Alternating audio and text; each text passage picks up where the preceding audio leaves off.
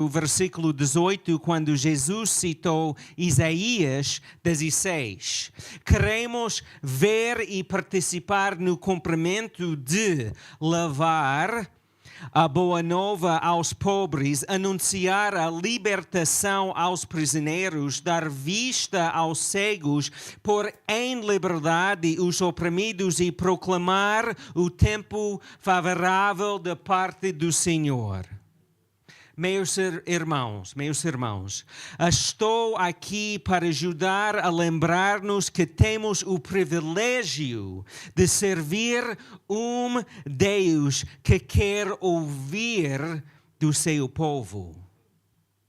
No passado, quando ensinei sobre oração, usei Apocalipse capítulo 8, versículos 3 a 5. Reparem bem. O apóstolo João escreveu o Apocalipse e usou muita linguagem figurativa para explicar uma verdade. Abrem as vossas Bíblias. Apocalipse 8, versículo 3 a 5. Versículo 3.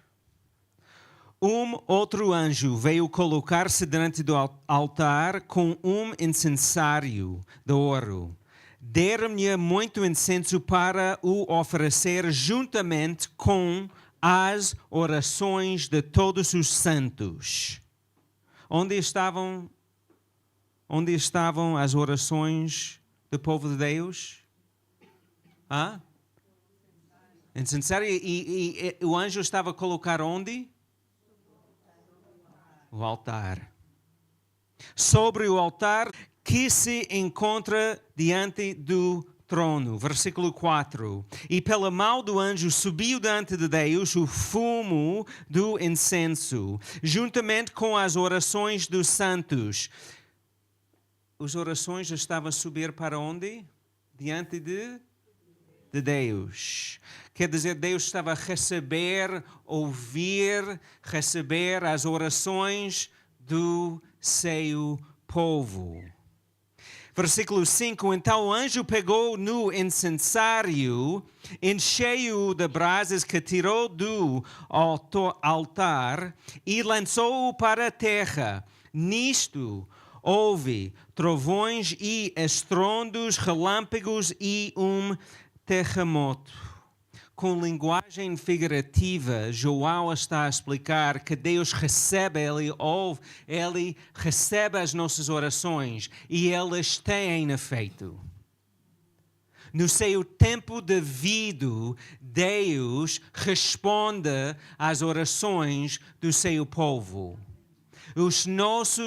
As nossas orações têm poder. Como expliquei no passado, nesses versículos, vimos que as nossas orações são como sacrifícios e ofertas. E no versículo 5 vimos que elas são poderosas e têm efeito e podem influenciar o mundo. Queixamos muito sobre as influências aqui no mundo. Mas, irmãos, nós temos um grande poder para influenciar o mundo se tomarmos a decisão de usar aquele poder. Dallas Willard escreveu: a vida espiritual seria um empreendimento de baixa voltagem se a oração fosse principalmente empreendida como uma disciplina e não como um meio de colaborar com Deus para realizar boas coisas e promover os propósitos do seu reino. Deus ouve as nossas orações e estamos a participar e colaborar com Deus e na sua atividade no mundo. Quando nós oramos, estamos a colaborar com Deus. Veja Mateus 18. Mateus 18, versículo 19. Mateus 18, versículo 19. E ainda vos digo, Se dois de vocês aqui na terra se puserem de acordo para pedirem qualquer coisa em oração, o meu Pai que está no céu há de dar-lhe. Outras traduções dizem se dois de vocês concordarem. Aqui vemos que a oração dos irmãos unidos, se dois de vocês se puserem de acordo, se dois de vocês concordarem, a oração dos irmãos unidos tem poder para influenciar o mundo. União não significa conformidade ou uniformidade. Não significa uniformidade. União em Cristo significa que concordamos que não há outro Salvador além de que Jesus. Que não há outro caminho, não há outra vida, nem outra verdade espiritual além de que Jesus. Não podemos confundir união e uniformidade. Ligado com isso está 1 João 5, versículo 14. Irmãos unidos a orar, também podemos ver mais outra coisa importante sobre a oração dos irmãos unidos. 1 João 5,14. A confiança que temos em Deus consiste nisso. Se lhe pedirmos alguma coisa segundo a sua vontade, Ele atende-nos. Significa que nós temos de orar segundo a vontade de quem? De Deus. Unidos, orando juntos, buscando a vontade de Deus. As nossas orações têm o poder para influenciar este mundo. Mas se nós só queremos realizar a nossa própria vontade, Deus não vai responder, espero eu, porque muitas vezes a minha vontade é muito errada. E não é a vontade de Deus. Temos de compreender que a oração dos irmãos unidos que buscam a vontade de Deus tem muito poder. Quero que vejamos duas parábolas de Jesus sobre a oração. Já estudamos, Lucas 18, versículos 1 a 8, e nós podemos ler Lucas 18, versículos 1 a 8, Jesus apresentou esta parábola para lhes mostrar que deviam orar sempre, sem nunca desanimar. Havia uma certa povoação, um juiz que não acreditava em Deus e não tinha respeito por ninguém. Versículo 3. Nesse mesmo povoação morava uma viúva. Morava quem? Viúva. Que procurava muitas vezes o juiz e lhe dizia: faça-me justiça contra o meu inimigo. Durante muito tempo o juiz não fez caso dela, mas depois pensou: apesar de eu não acreditar em Deus, nem ter consideração por ninguém, como esta viúva me anda a incomodar, vou fazer-lhe justiça para que ela não me faça esgotar a paciência. Versículo 6. E o Senhor acrescentou: ora, vejam lá o que fez o mau juiz. Não fará Deus justiça aos seus escolhidos que chamam por Ele dia e noite? Chamaram por Deus quando? Dia e noite. Persistência, paciência, perseverança. Dia e noite. Acham que os vão fazer esperar muito? Versículo 8. Pois eu afirmo-vos que Deus vos fará justiça sem demora. Mas quando o Filho do Homem vier, achará ele ainda fé sobre a terra? O que Jesus disse: não fará Deus justiça aos escolhidos que chamam por ele dia e noite. Significa que na oração temos de ser persistentes. Estamos numa guerra espiritual. E nós estamos também a buscar a vontade de Deus nas nossas orações. Por causa disso, nós temos de ser pacientes. Nós temos de ser persistentes e orar sem parar. Vamos continuar a ver a segunda parábola, versículos 9 a 14.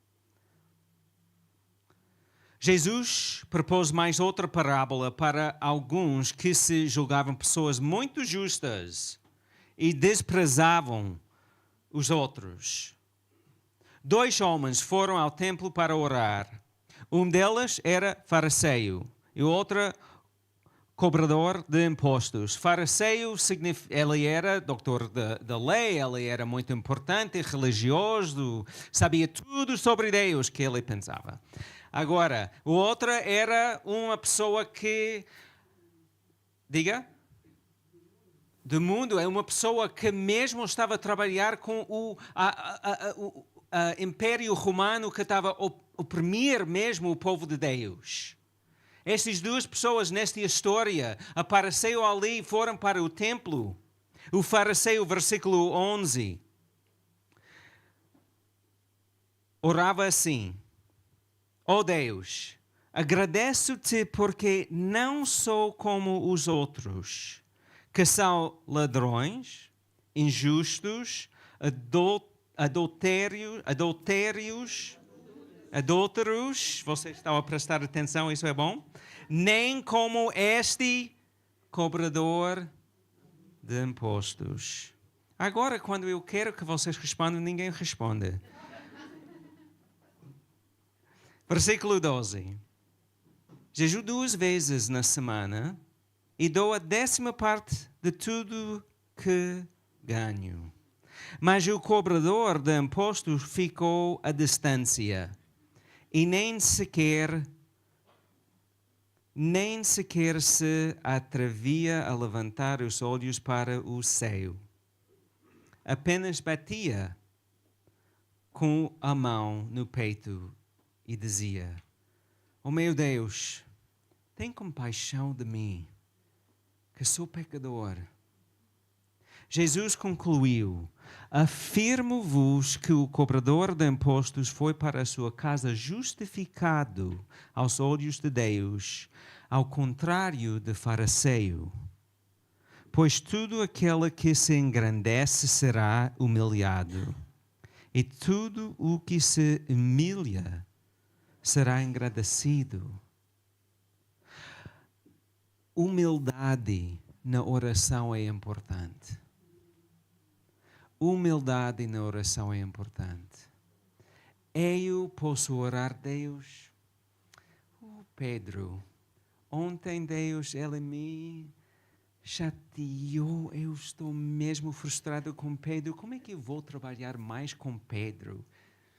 Pior ainda, ele tem aquele sogro, Roberto. Então, como é que eu vou continuar com elas? Quando ele fala assim comigo, em vez de dizer: Deus, eu não percebi muito bem o que aconteceu ontem, mas se fiz erro, revela isso a mim. Ajuda-me a abençoar Pedro e perceber a sua situação.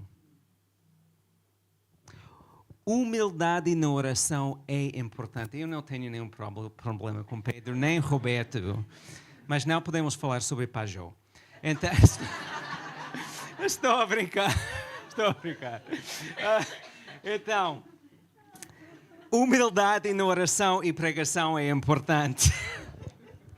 Vimos quando os cristãos são humildes, unidos e persistentes, oram e pedem segundo a vontade de Deus. As suas orações são e serão respondidas por Deus como sacrifícios e recebidas por Deus como sacrifícios e ofertas no tempo devido.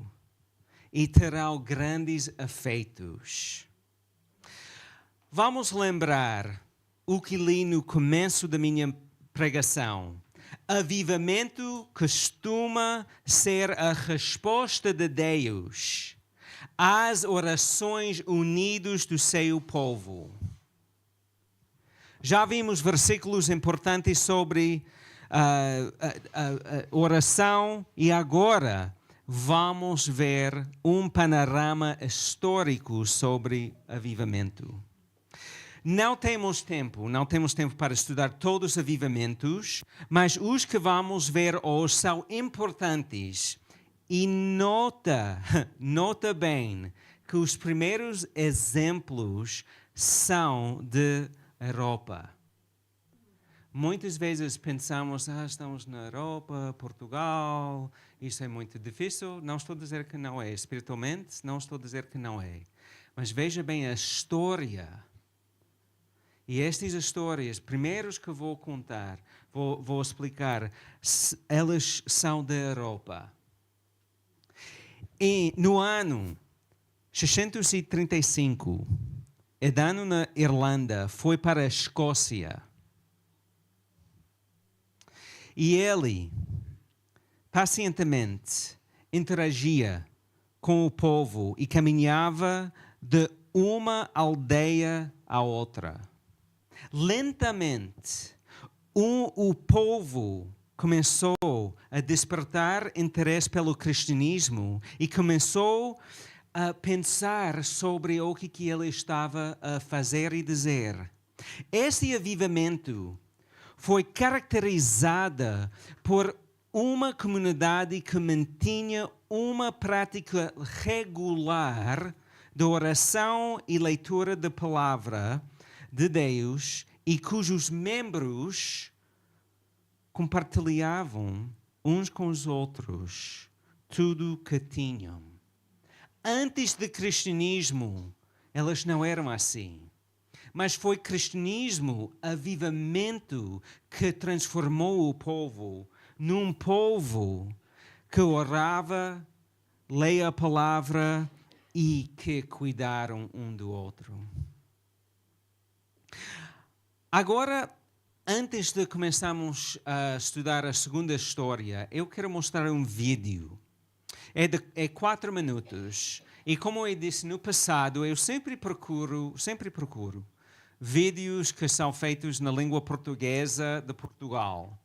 Mas, neste tópico, foi muito difícil para mim encontrar um vídeo que resumiu muito bem esta história e que estava em português de Portugal. Eu pensei, bem, vou pôr em inglês com legendas, mas há certas pessoas aqui que não vão conseguir ler bem as legendas. Então, este vídeo está na língua portuguesa do Brasil, mas a pessoa que está a falar, isso faz parte de alguns anos atrás, acho que é 4 ou 5 anos atrás, talvez 6, e ele é perito mesmo na história da igreja, do cristianismo. E ela fala muito bem, dá um resumo sobre o que aconteceu em 1727 com o Conde Zinzendorf, um cristão comprometido a viver a sua fé e também que recebeu refugiados nas suas terras.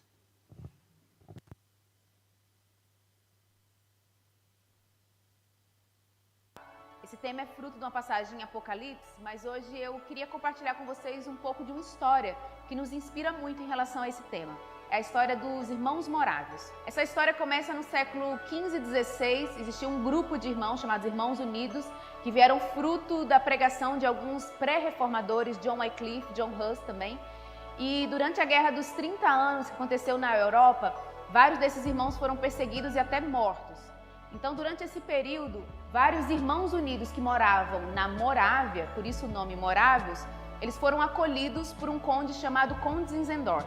O Conde Zinzendorf, então, permitiu que os morávios, refugiados de guerra, fundassem ali no terreno dele uma vila, que passou a se chamar Herrnhut, o Redil do Senhor. Os morávios eram de confissões diferentes. Então, morando no mesmo lugar, refugiados de guerra, eles começaram a brigar entre si por causa de confissões de fé diferentes. E ficou uma bagunça aquele lugar. E o Conde Zinzendorf, que por alguns historiadores é conhecido como apóstolo da unidade, chegou no local, que antes ele não tinha muito interesse, e começou a trabalhar a questão da unidade entre os irmãos. Então ele preferiu focar e enfatizar aquilo que eles criam de igual e deixar de lado as diferenças teológicas. Foi então que no dia 13 de agosto de 1727 houve um romper de avivamento entre os morávios. Após uma reunião de ceia, depois de um momento de louvor, de oração, uma pregação, os irmãos começaram a sentir o toque do poder de Deus sobre eles e eles falam que eles começaram a aprender a amar uns aos outros. Fala de ondas de amor no lugar, mas também vários irmãos tiveram a visão de Jesus como cordeiro sofredor descrito em Isaías. E é a partir desse avivamento, dessa experiência coletiva que eles tiveram, que os morávios fez o seu lema a frase: conquistar para o cordeiro que foi morto a recompensa dos seus sofrimentos.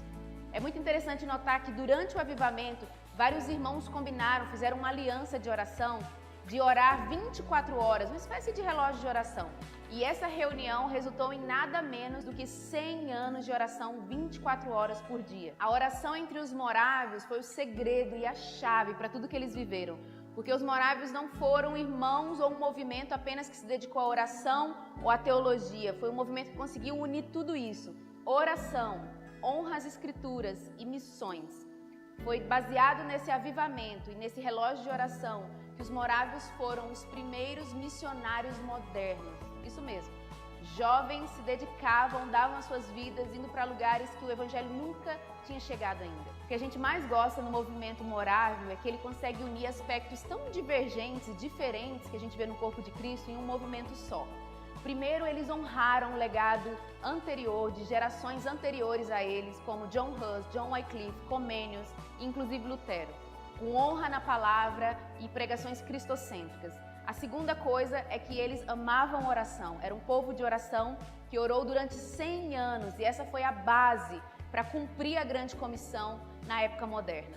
Nós acreditamos e oramos que Deus vai levantar uma geração como os morávios, que vai seguir Jesus, que vai seguir o Cordeiro aonde quer que ele vá e que mesmo diante da morte não vão amar a própria vida. Nós queremos convidar você para estar conosco do dia 29 ao dia 1, agora no final do ano, no nosso encontro, seguindo o Cordeiro onde quer que ele vá.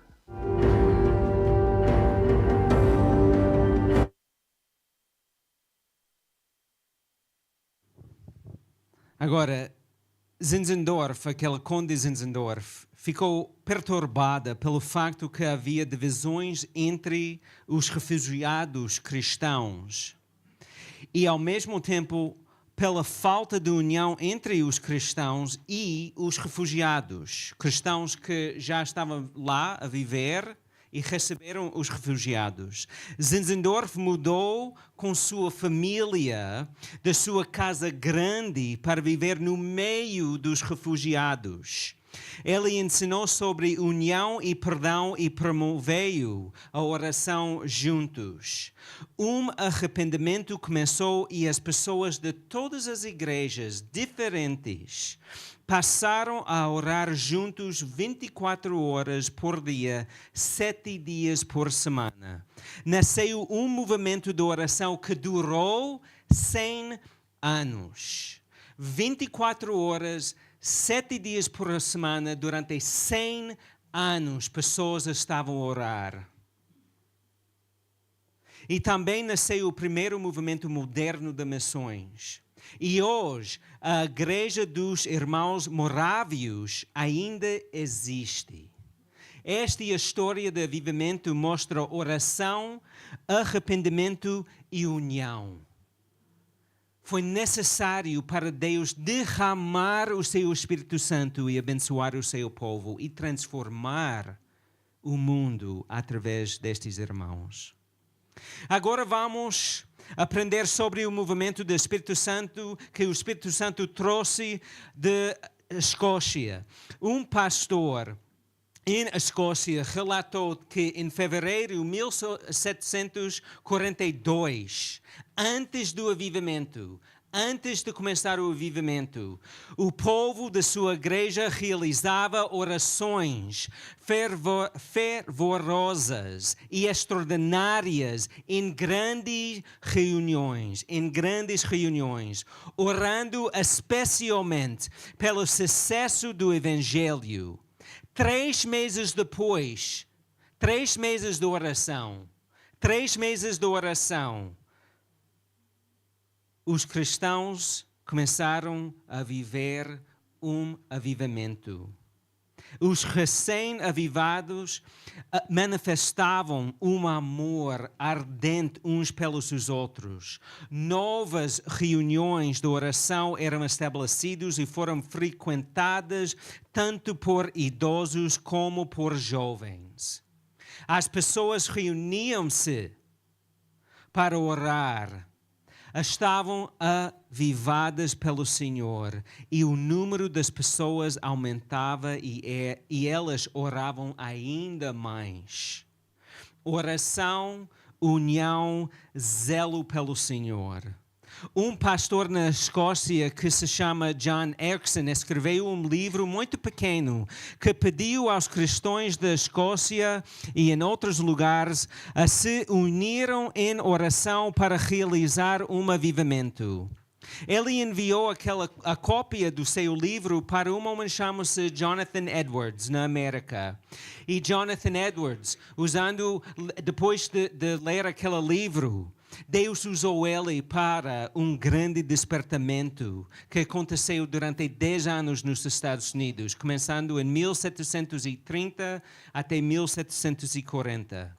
No mesmo tempo, um pastor na Inglaterra que se chama John Wesley foi influenciado pela Igreja dos Irmãos Morávios. E Deus usou Wesley poderosamente como um dos pregadores no avivamento na Inglaterra. Estes avivamentos foram caracterizados por oração, arrependimento, obediência à palavra e união. E agora, a história final que quero compartilhar com vocês fala sobre uma situação nos Estados Unidos. Em 1776, a guerra pela independência começou na América. Antes da guerra, teve aquele despertamento, muitas igrejas, muitos cristãos, mas depois da guerra, a situação espiritual na América era péssima. O embriaguez era uma epidemia. As igrejas estavam a morrer pelo facto de perderem membros e não estarem a ganhar novas pessoas. A situação era muito grave, até o ponto de o juiz supremo do Tribunal Supremo dos Estados Unidos disse: daqui em 30 anos, o cristianismo será esquecido. Naquela época, as faculdades como Harvard e Princeton fizeram um censo e descobriram que Harvard tinha somente um aluno cristão e Princeton tinha 2 alunos cristãos. Muitos lugares na América eram tão perigosos que as mulheres não podiam estar sozinhas nas ruas depois do pôr do sol. O que mudou? Em 1794, um pastor batista, Isaac Buckus, ficou comovido porque era muito provável que o cristianismo fosse morrer. Ele urgentemente pediu todos os cristãos de todas as denominações unissem-se em oração e um movimento de oração espalhou-se por toda parte, por todo lado, e as igrejas começaram a orar juntos. Uma rede de reuniões de oração começou.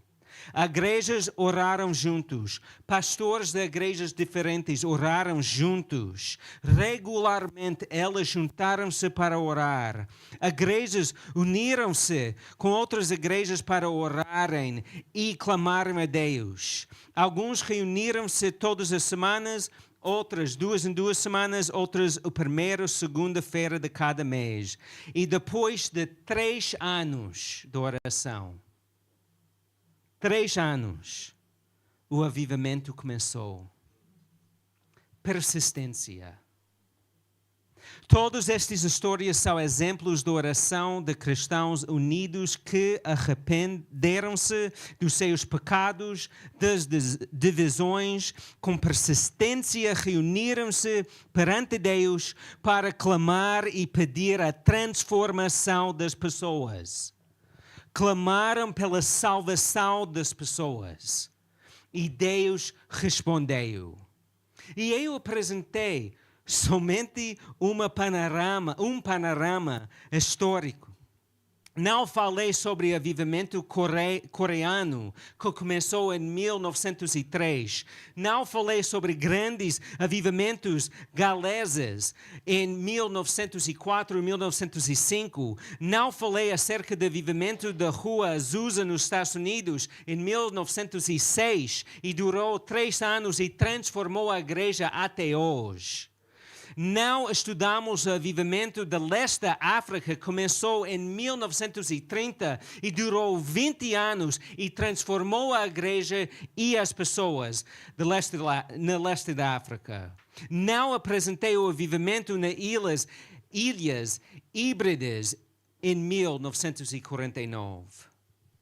Reparem bem, as reuniões que promoverem o avivamento, o mover de Deus, não eram convívios. Nós gostamos mesmo de convívios. Gostamos, não há nada mal conviver juntos, comer, falar, conversar, um bom vinho, tudo isso é muito bom. Mas não estamos a falar sobre convívios. Estamos a falar mesmo que os irmãos juntaram-se e eles oraram.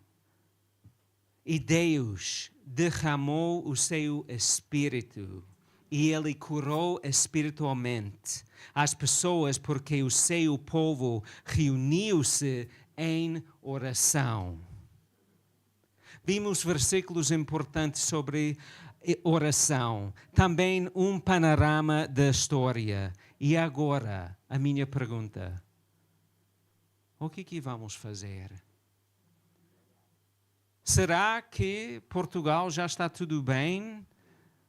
Será que a igreja não pode ajudar com os problemas que está a afetar Portugal? Será que nós não podemos fazer nada? E temos de esperar pelos políticos e o governo fazer algo? Nós podemos começar a orar. A liderança desta igreja quer que nós estejamos a clamar a Deus pela salvação dos portugueses, pelos imigrantes, pelos refugiados ao nosso redor. E vamos clamar a Deus juntos, lado a lado com os irmãos das igrejas com nomes diferentes de nossa, arrependidos das divisões que separam o povo de Deus e pedir que Ele vai dar-nos sabedoria para que nós possamos ajudar o nosso próximo. Nós temos um plano para começar, para reunirmos com o foco único de orar pelo avivamento, pela revitalização das igrejas e pessoas. Mostra o que eu enviei aquela PowerPoint, faz favor. Estamos quase no fim, prometo. Qual é o plano? Domingo, dia 24 de março, às 13 horas. Qual é a data, domingo? Algumas pessoas estão a dormir. Domingo, dia 24, às 13 horas. Qual é a data? E a hora? 13 horas. Vamos começar uma semana de oração. 24 horas por dia até às 7 horas de domingo, dia 31, que é Páscoa. Na igreja cá, em Corcavelas, nossa igreja, vamos ter uma sala de oração aberta a cada hora de cada dia.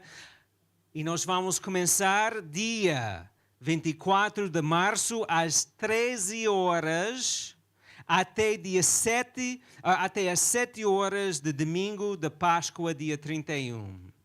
Vamos ter sempre pessoas na igreja para receber as pessoas que se inscreverem para orar. 24 horas por dia, de domingo a domingo. A sala vai abrir-se a que horas? 13 horas. Qual é a data? E vai ficar aberto só 10 horas? Todo dia. Até quando? 7 horas, 31, que é Páscoa. O maligno não quer que nós façamos isso. Mas eu acho que Deus quer que nós façamos. O objetivo não é convívio. O objetivo é clamar que Deus vai derramar o seu Espírito e curar a nossa terra. E Ele vai curar nós também. Porque muitas vezes misturamos as nossas crenças pensando que estamos a falar coisas cristãs ou isso ou aquilo e nós estamos a repetir somente coisas do mundo e da nossa cultura. O objetivo é orar. É orar. E eu estou a desafiar, a liderança desta igreja está a desafiar cada um de nós. Nós temos 100 membros ativos. Isso significa quantos dias nós podemos, se cada pessoa inscreve-se, incluindo crianças. Crianças podem orar. Deus ouve as crianças. Quantos dias nós, somente em nossa igreja, se cada pessoa inscreve-se por 1 hora, quantos dias podemos cobrir sem parar de oração? 100 membros, 24 horas por dia. Isso é um dia? 4 dias e algumas horas. E já falamos com outras igrejas. Estamos a convidar outras igrejas também para inscrever-se, porque, irmãos, nós precisamos mover de Deus.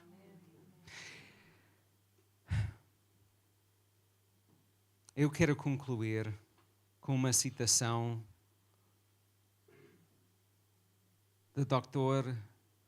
Pearson, que escreveu: nunca aconteceu avivamento espiritual em qualquer país ou localidade se não tivesse começando com a oração de irmãos unidos.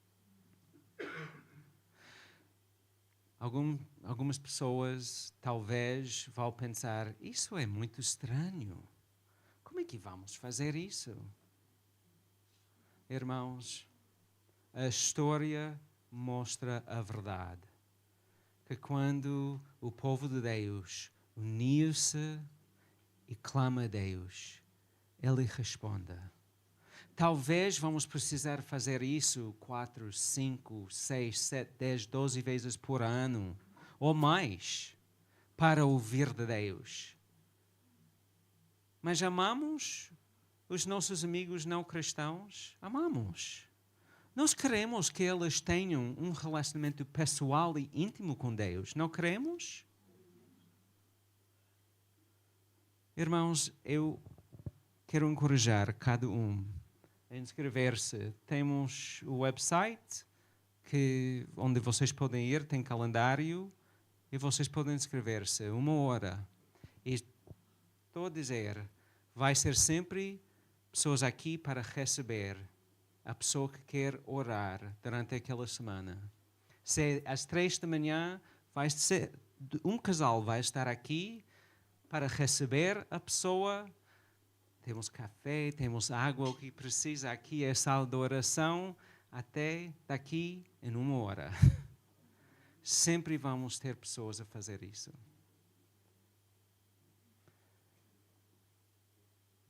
Segunda Crônicas 7:14. Mas se nessa altura este meu povo, a quem dei o meu nome, se humilhar e fizer oração, se me procurar e abandonar a sua má conduta, eu o escutarei lá do céu. E o que Deus disse que ele iria fazer? Perdoarei os seus pecados e voltarei a dar prosperidade ao seu país. Deus Pai, Deus, muito obrigado. Tu queres ouvir do seu povo. É um privilégio. Ajuda-nos, Pai, a agarrar este privilégio e colaborar contigo na oração. Não somente esta semana de oração, Pai, em março, mas também cada dia que nós vamos começar a clamar a Ti várias vezes durante o dia. Porque Deus não é culpa nem manipulação que vai fazer-nos orar.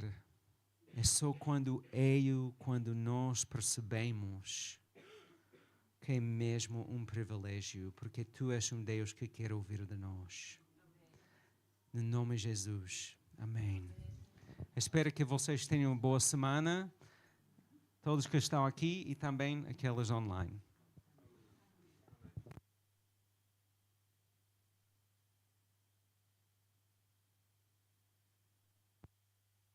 Obrigado.